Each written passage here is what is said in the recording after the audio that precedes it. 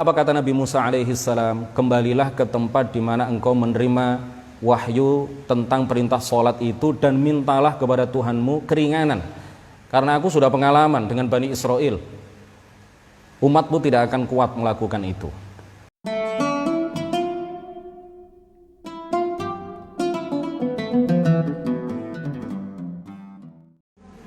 Assalamualaikum warahmatullahi wabarakatuh. Alhamdulillahi Rabbil Alamin. Lahun ni'mah wa lahul fadl wa lahul thana'ul hasan. Salawatullahil barrir rahim wal malaikatil muqarrabin ala sayyidina Muhammadin tahal amin wa ala alihi wa sahbihi at-tayyibin at-tahirin. Rabbi shrah li sadri wa yassir li amri wa thabbitni ala al-iman. Allahumma la sahla illa ma ja'altahu sahla wa anta ya hayyu ya qayyum taj'alul hazna idza syi'ta sahla. Amma ba'd. Ila asyrafin nabiyyina Muhammadir Rasulillah sallallahu alaihi wasallam wa alihi wa dhurriyyatihi wa azwajihi wa ahli baitihi al-kiram wa ila arwahi ikhwanihi minal anbiya'i wal mursalin was sahabati wat tabi'in wal awliya'is salihin والعلماء العاملين والملائكة المقربين والمجاهدين في سبيل رب العالمين وإلى المصنفين المخلصين ونخص خصوصا إلى سلطان الأولياء الشيخ عبد القادر الجيلاني والإمام أحمد الرفاعي الكبير وسلسلة رجال الطريقة الرفاعية وسلسلة رجال الطريقة القادرية وسلسلة رجال الطريقة النكشبندية وإلى أرواح المسلمين والمسلمات والمؤمنين والمؤمنات من مشارق الأرض إلى مغاربها برها وبحرها خصوصا آباءنا وأمهاتنا وأجدادنا وجداتنا ومشايخنا ومشايخ مشايخنا وأساتذتنا وأساتذة أساتذتنا ونخص خصوصا إلى شيخ مشايخنا الشيخ محمد هاشم الأشعري والشيخ عبد الوهاب حسب الله والشيخ بصري شنصوري والشيخ عبد العزيز مشوري والشيخ عبد المهيمن نور وسائر مشايخنا وأساتذتنا ونخص خصوصا إلى من فتح الإسلام في هذه القرية وبنية التوفيق والتيسير وبنية قضاء جميع الحاجات والديون وبنية الشفاء والنصر على الأعداء وقبول الدعاء ونيل كل سول ورؤية الرسول وشفاعة الرسول ومرافقة الرسول في الآخرة ولرضاء الله الفاتحة. أعوذ بالله من الشيطان الرجيم. بسم الله الرحمن الرحيم. الحمد لله رب العالمين الرحمن الرحيم مالك يوم الدين إياك نعبد وإياك نستعين اهدنا الصراط المستقيم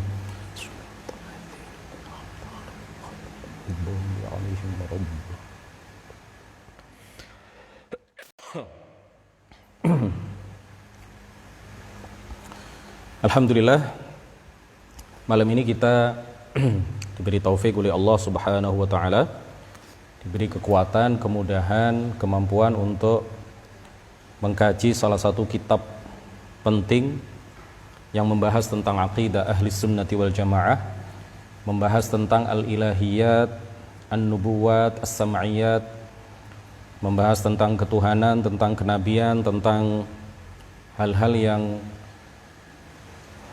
tidak bisa diketahui kecuali dengan khobar, dengan wahyu yang disampaikan oleh Rasulullah sallallahu alaihi wasallam yang dalam istilah akidah disebut dengan as-sam'iyat. Alhamdulillah, kita telah sampai pada bait nazam yang ke-48. Kita telah sampai pada bait nazam yang ke-48. Qala al-muallifu rahimahullahu ta'ala wa nafa'ana bihi wa bi'ulumihi wa amaddana bi amdadihi wa afadha alaina min barakatihi amin.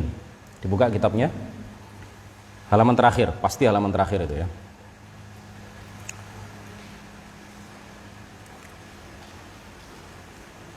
Min ghairi kayfin wa inhisarin waftarad alaihi khamsan ba'da khamsina farad. Rasulullah sallallahu alaihi wasallam pada saat Mi'raj, hati beliau, sebagaimana kita bahas dalam pertemuan sebelumnya, memang ada ikhtilaf, memang ada khilaf ada perselisihan pendapat di kalangan para ulama apakah Rasulullah melihat Allah ataukah tidak. Sebagian ulama mengatakan Rasulullah tidak melihat Allah. Sebagian ulama mengatakan Rasulullah melihat Allah dengan mata kepala beliau, tanpa tempat, tanpa ukuran, tanpa jarak, tanpa bisa dibayangkan, tanpa bisa dikhayalkan. Dan sebagian ulama yang lain yang dipimpin oleh sahabat Abdullah bin Abbas radhiyallahu anhuma, beliau dan para ulama yang sepakat dengan beliau, dan ini adalah pendapat yang kami ikuti, Allah subhanahu wa ta'ala memberikan kemampuan pada hati Nabi Muhammad sallallahu alaihi wasallam untuk melihat Allah. Jadi Rasulullah melihat Allah pada saat Mi'raj dengan hatinya, bifuadihi, tanpa tempat, tanpa arah, tanpa bisa dibayangkan, tanpa bisa dikhayalkan, tanpa ukuran. Dan ini sudah kita bahas pada pertemuan sebelumnya. Pada pertemuan ini dipertegas lagi kata muallif min ghairi kaifin. Ini sudah kita bahas juga pada pertemuan sebelumnya. Wan hisarin, dan juga tanpa inhisar. Min ghairi kaifin, tanpa bisa dibagaimanakan. Rasulullah melihat Allah pada saat Mi'raj tanpa bisa dibagaimanakan, tanpa sifat-sifat makhluk, tanpa tempat, tanpa arah dan seterusnya, tanpa bisa dibagaimanakan, tanpa bisa dibayangkan, tanpa bisa dikhayalkan. Wan hisarin, dan juga tanpa inhisar. Tanpa inhisar. Inhisar itu memiliki dua makna. Makna yang pertama adalah ala ma'na al-ihatah bil mar'i. Wa hadha amrun la yakunu lil 'abdi fa innahu la yumkinu lil makhluqi an ya'rifa Allah ta'ala ma'rifata ihatatin. Inhisar itu bisa bermakna mengetahui yang dilihat, yaitu Allah Subhanahu wa ta'ala, dengan pengetahuan yang menyeluruh. Nah, ini mustahil bagi makhluk, ya. Mustahil bagi seorang hamba siapapun dia, termasuk baginda Rasulullah sallallahu alaihi wasallam, untuk mengetahui Allah, mengetahui zat Allah dengan pengetahuan yang menyeluruh, ma'rifata ihatah, ya.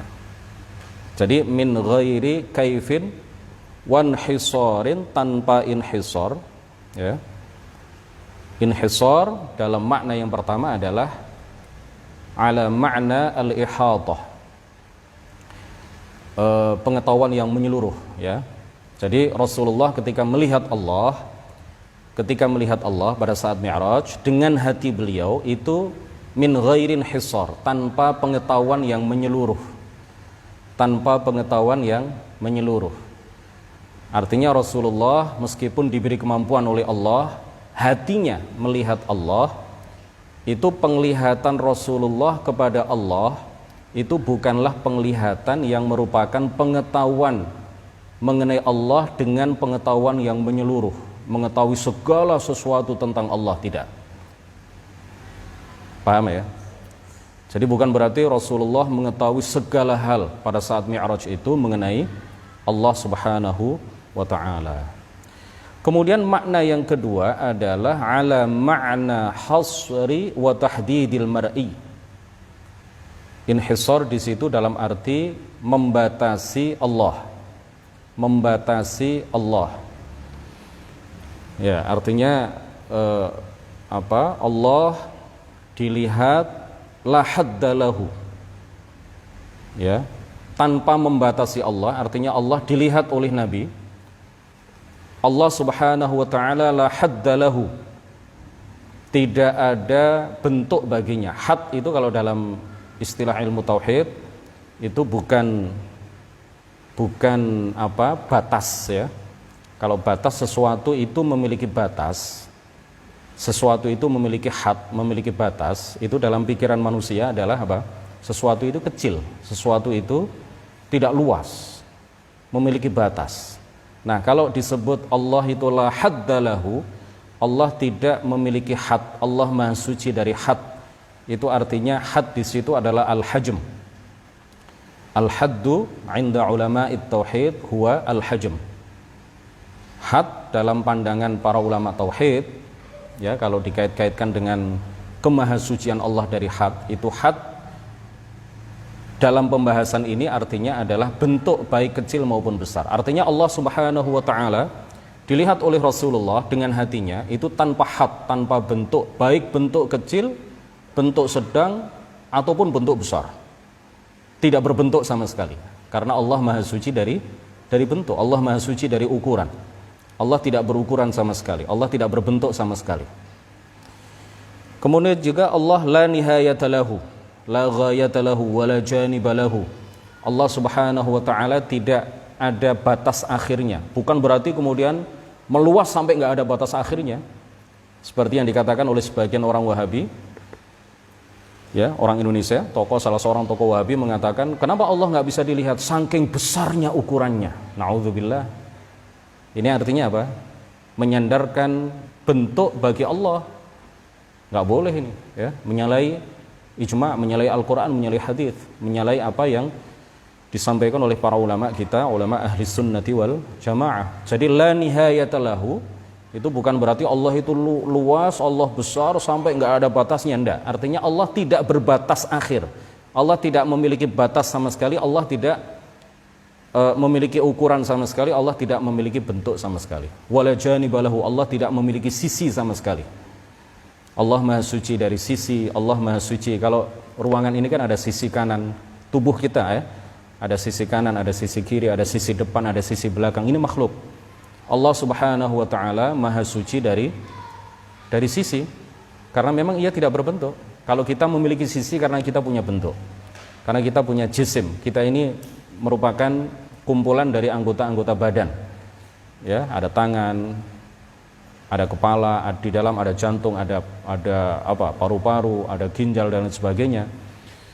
Karena kita memiliki bentuk, maka kita punya sisi. Allah Subhanahu wa taala sebagai pencipta seluruh makhluk, maka ia Maha Suci dari sisi. Dia Maha Suci dari batas akhir, dia Maha Suci dari batas, dia Maha Suci dari ukuran, dia Maha Suci dari anggota badan, dia Maha Suci dari anggota badan yang kecil maupun anggota badan yang besar. Dia tidak berbentuk sama sekali, dia tidak bisa dibayangkan. Allah dilihat oleh Rasulullah dengan hatinya min ghairi kaifin wan hisar, tanpa bisa dibagaimanakan, tanpa bentuk, tanpa ukuran, tanpa bisa dibayangkan, tanpa bisa dikhayalkan. Karena Allah laisa kamitslihi syai'. Karena Allah laisa kamitslihi syai'. Dia Allah tidak serupa dengan apapun dan tidak serupa dengan siapapun. Nah, pendapat yang menyatakan bahwa, sekali lagi ditegaskan, pendapat yang menyatakan bahwa Rasulullah melihat Allah dengan hatinya tanpa bisa dibayangkan, tanpa Allah bisa dibayangkan, tanpa Allah bisa dikhayalkan, ini adalah pendapat sahabat Ibnu Abbas, Abdullah Ibnu Abbas radhiyallahu anhuma. Beliau mengatakan ra'a rabbahu marrataini lailatal mi'raj bi fuadihi, ra'a rabbahu bi fuadihi marrataini lailatal mi'raj. Rasulullah melihat Allah dengan hatinya pada saat malam peristiwa Mi'raj. Ya, sebagaimana hal itu diriwayatkan oleh Imam Muslim di dalam kitab Sahih Muslim. Jadi pendapat Ibnu Abbas ini beliau katakan dan diriwayatkan oleh Imam Muslim di dalam kitab Sahih Muslim berdasarkan ayat Al-Quran, ma kadzabal fuadu ma ra'a. Sahabat Ibnu Abbas berpedoman dengan ayat Al-Quran, ya. Kenapa Ibnu Abbas mengatakan seperti itu? Kenapa Ibnu Abbas berpendapat bahwa Rasulullah pada malam Mi'raj melihat Allah dengan hatinya sebanyak 2 kali? Karena beliau beristidlal, ya, mengambil dalil dari ayat ma kadzabal fuadu ma ra'a afatumarunahu ala ma yara walaqad ra'ahu nazlatan ukhra faqala ra'ahu bifuadihi marratain.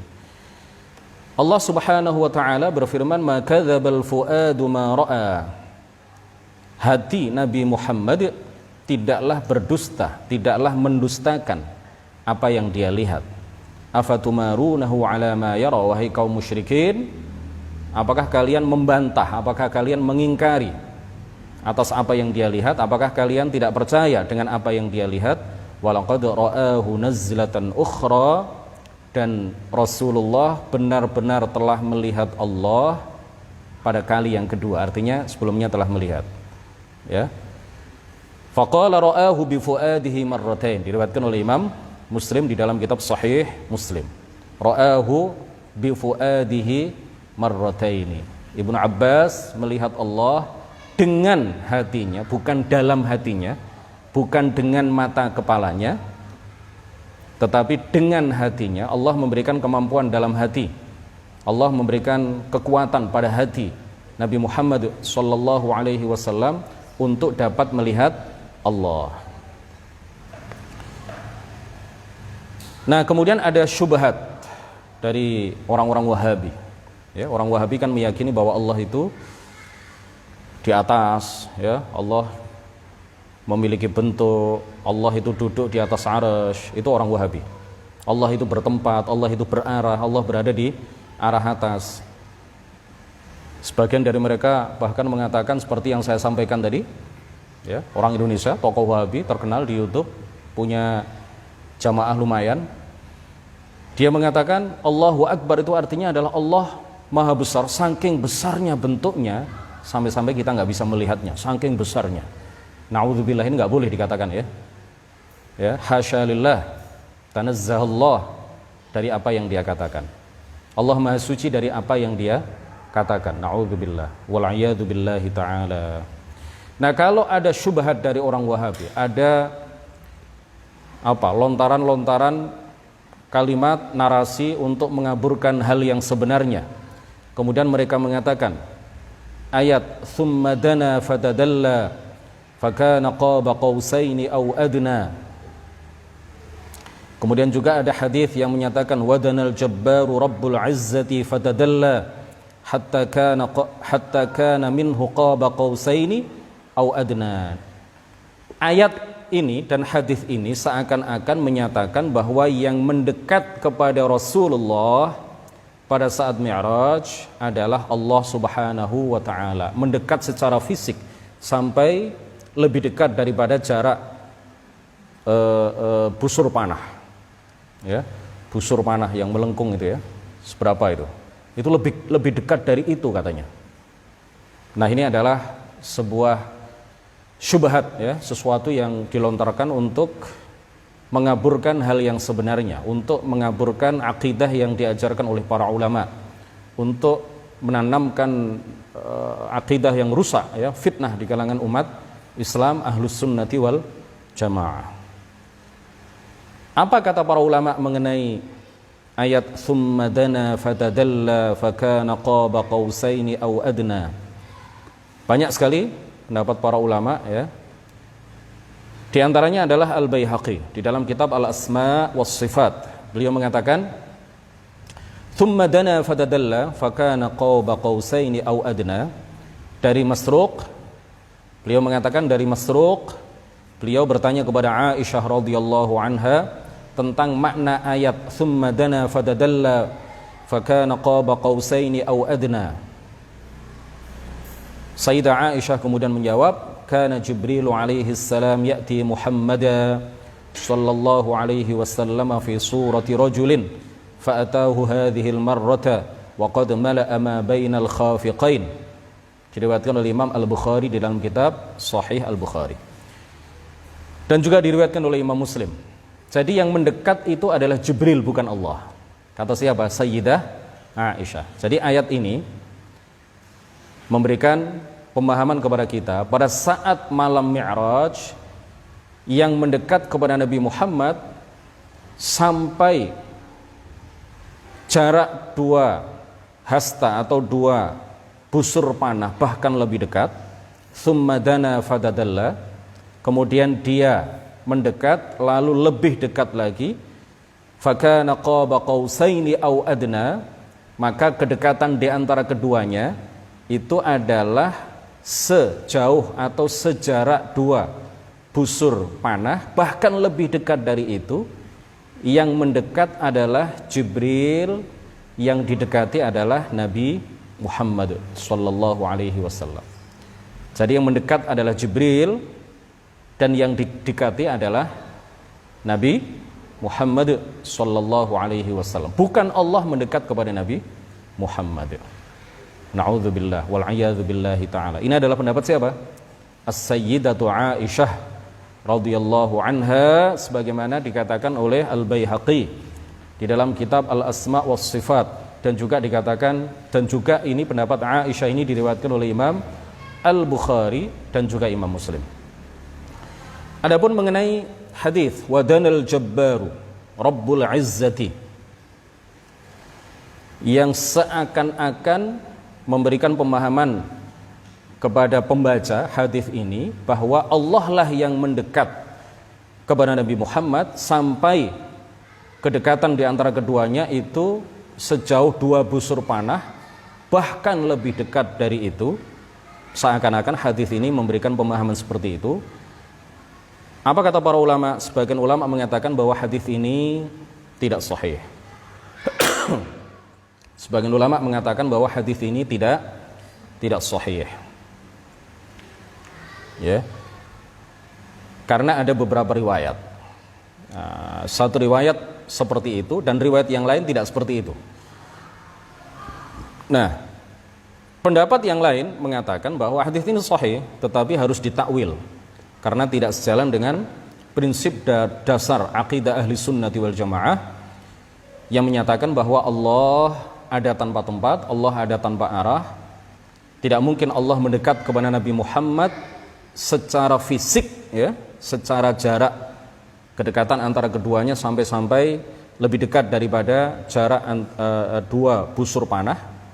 Tidak mungkin seperti itu, dan juga bertentangan dengan ayat laisa kamitslihi syai', bertentangan dengan ayat walam yakul lahu kufuwan ahad, bertentangan dengan ayat hal ta'lamu lahu samiyya, bertentangan dengan ayat walillahil matsalul a'la, dan beberapa ayat yang lain fala tadribu lillahil amsal, ya, yang kesemuanya memberikan penjelasan kepada kita bahwa Allah tidak serupa dengan apapun, tidak serupa dengan siapapun. Kalau kemudian dikatakan Allah itu bertempat, kalau dikatakan Allah itu menempati suatu tempat, kemudian pada saat Mi'raj Allah mendekat kepada Nabi Muhammad secara fisik, itu artinya Allah bisa memiliki banyak serupa. Apa bedanya kalau seperti itu antara Allah dengan makhluk?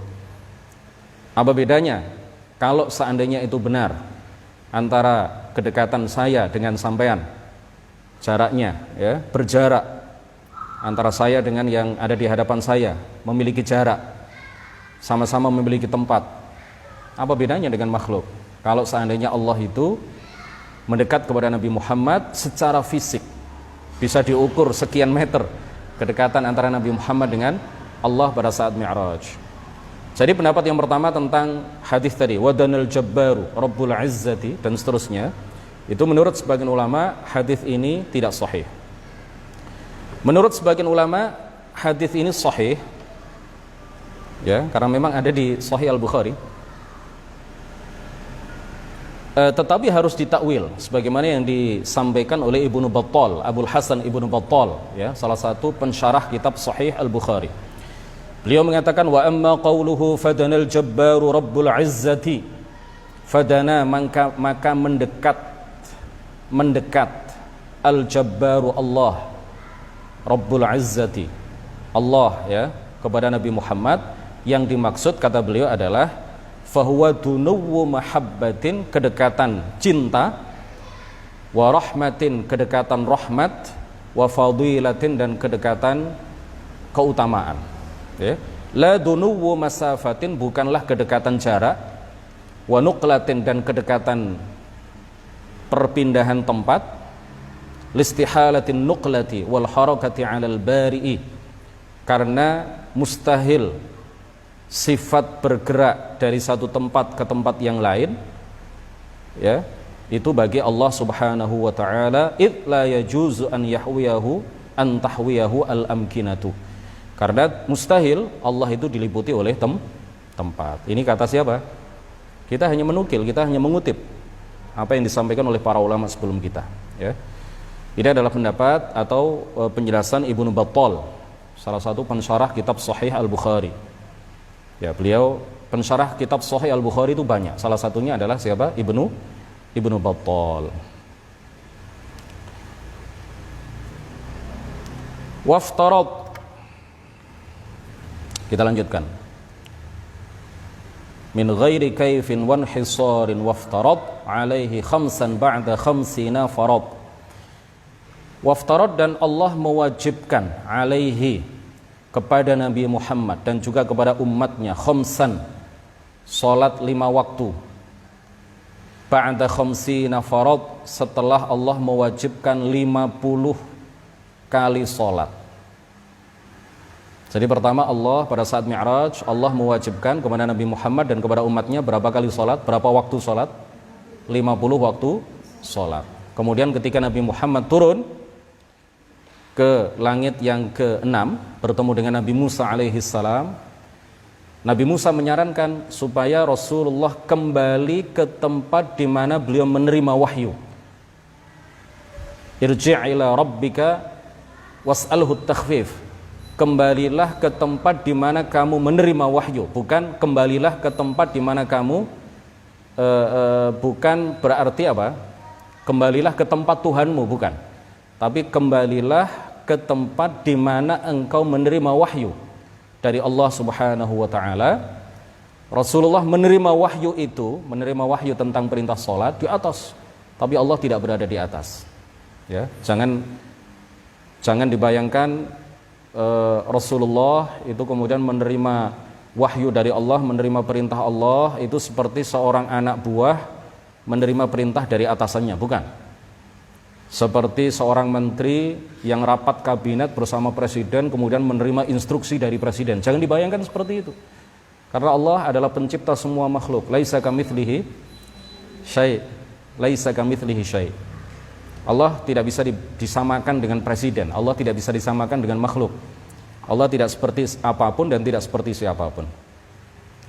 Apa kata Nabi Musa alaihi salam? Kembalilah ke tempat di mana engkau menerima wahyu tentang perintah sholat itu dan mintalah kepada Tuhanmu keringanan, karena aku sudah pengalaman dengan Bani Israel, umatmu tidak akan kuat melakukan itu. Lalu Rasulullah naik lagi ke tempat di mana beliau menerima wahyu dari Allah Subhanahu wa taala, minta keringanan kepada Allah, kemudian diringankan, kembali bolak-balik antara ke Nabi Musa alaihi salam, kemudian kembali lagi ke atas ke tempat di mana beliau menerima wahyu dari Allah Subhanahu wa taala.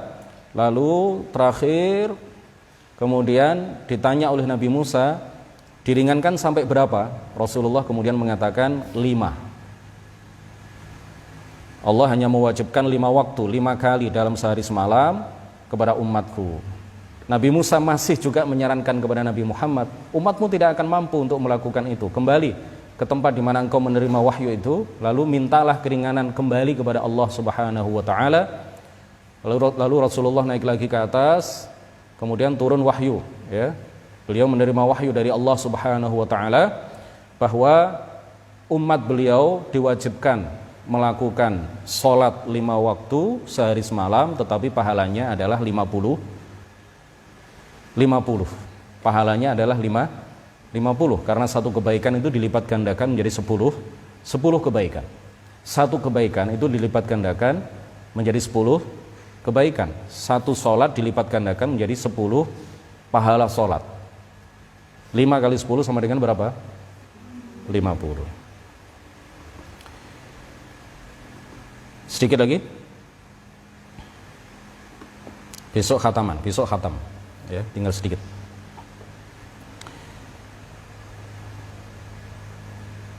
Wa ballaghal ummata bil Isra'i, dan Rasulullah, bait nazam yang ke-49, wa ballaghal ummata bil Isra'i, Rasulullah sallallahu alaihi wasallam kemudian menyampaikan kepada umatnya berita mengenai Isra ini, mengenai mukjizat Isra dan juga Mi'raj. Wa fardhi khamsatin, dan juga menyampaikan kepada umatnya berita bahwa mereka diwajibkan melakukan sholat berapa kali? 5 kali atau 5 waktu, bilam tirai, tanpa ada keraguan sedikit pun bahwa hal itu Allah wajibkan kepada mereka. Nah, ini ada satu kejadian luar biasa sebagaimana diriwayatkan oleh Imam Al-Bukhari di dalam Sahih Al-Bukhari dari sahabat Jabir bin Abdullah radhiyallahu anhu bahwa beliau mendengar Rasulullah sallallahu alaihi wasallam bersabda, "Lamma kadzabatni Quraisyun." Ketika orang-orang kafir Quraisy mendustakan aku, ketika aku memberitahukan kepada mereka bahwa aku diperjalankan Isra dan Mi'raj ke Baitul Maqdis, kemudian ke atas langit. Ketika mereka mendustakan apa yang aku katakan, qumtu fil hijri, lalu aku berdiri di atas Hijri Ismail, di atas pagar Hijr Ismail, ya. Pernah lihat gambarnya? Mana ke sana? Ada Hijr Ismail. Kalau masuk situ biasanya orang-orang kemudian sholat 2 rakaat, ya. Di situ juga kalau lihat ke atas ada di tengah-tengahnya ada talang Ka'bah, ada talang emas itu, ya. Rasulullah kemudian naik ke atas pagar Hijr Ismail.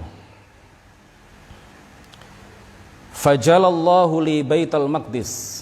Lalu Allah Subhanahu wa taala memperlihatkan kepadaku Baitul Maqdis.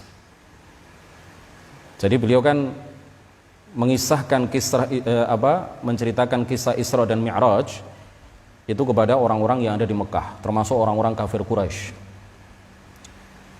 Mereka tidak percaya. Lalu Rasulullah ketika beliau dikatakan sebagai pendusta karena telah menceritakan kisah bohong menurut orang-orang kafir Quraisy, beliau kemudian berdiri di atas pagar Hijr Ismail. Lalu Allah Subhanahu wa taala memperlihatkan kepada beliau, mengangkat, ya, Allah memerintahkan kepada malaikat Jibril alaihi salam untuk mengangkat Baitul Maqdis ke atas. Ya, diangkat ke atas sehingga Rasulullah dari Mekah bisa melihat Baitul Maqdis dengan sangat jelas. Fatafiqtu, sebagaimana diriwayatkan oleh Imam Al-Bukhari, fatafiqtu ay syara'tu ukhbiruhum an ayatihi. Kemudian mulailah aku menceritakan kepada mereka mengenai tanda-tanda Baitul Maqdis yang mereka tanyakan. Wa ana anzuru ilaihi, dan aku melihatnya secara langsung, live.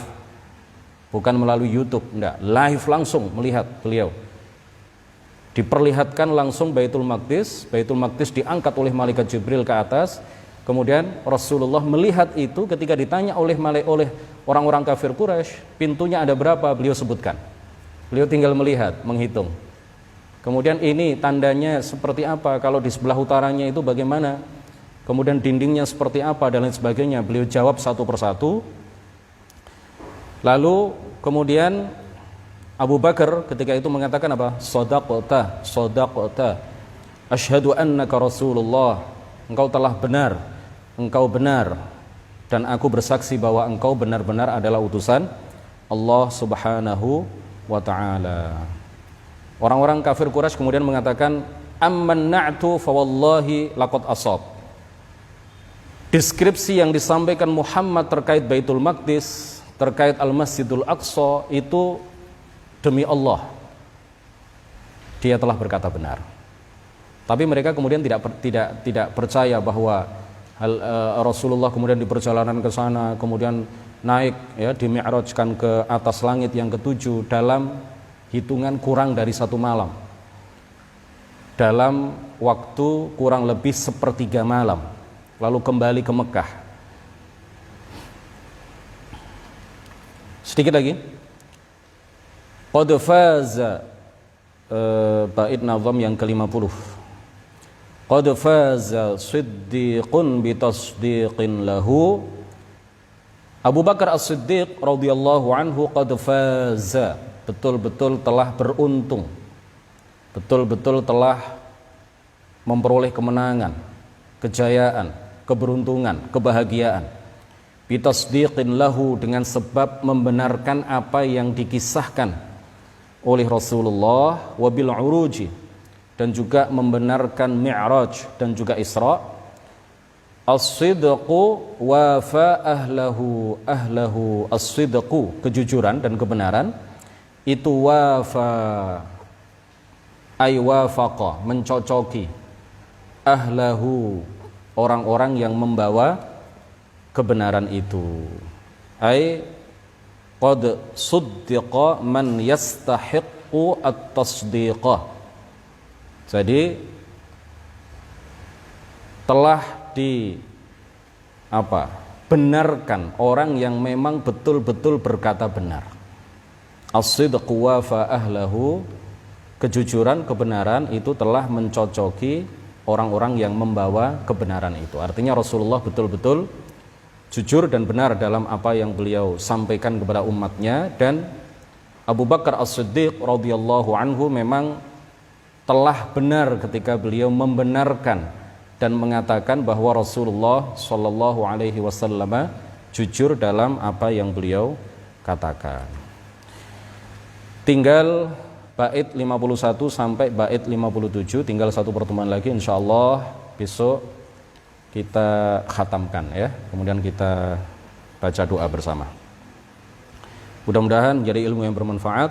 Subhanakallahumma wa bihamdik asyhadu an la ilaha illa anta astaghfiruka wa atubu ilaik. La ilaha illallah. Allahumma shalli ala sayyidina Muhammad wa ala alihi wa sahbihi wa sallim. Rabbi ighfirli wa liwalidayya wa lil mu'minina wal mu'minat. Wassalamu alaikum warahmatullahi wabarakatuh.